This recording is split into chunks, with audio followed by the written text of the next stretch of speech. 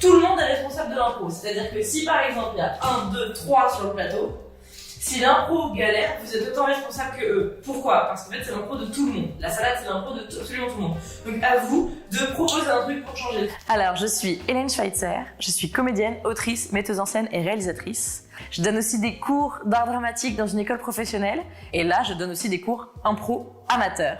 Alors dans ce cours-là, comme c'est amateur, la priorité c'est le fun, mais du fun assez pointu. Moi je vais créer des exercices pour que on avance toujours un peu plus haut.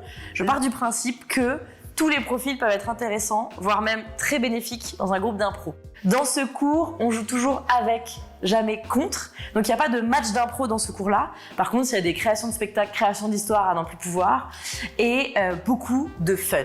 Et on prend les qualités de chacun et on en fait de l'or. C'est-à-dire que quelqu'un qui va être hyper charismatique, hyper à l'aise sur scène, hyper bavard, hyper proposant, va avoir autant d'importance et autant d'utilité dans ce groupe-là que quelqu'un qui est peut-être plus à l'écoute, qui s'expose un peu moins au départ, mais qui finalement va changer l'histoire, amener la dramaturgie ailleurs. Et qu'en fait, tout le monde a sa place et généralement, à la fin, au spectacle, ça ne se voit pas du tout. On ne voit plus qui était bon dans quoi, il y a vraiment une homogénéité.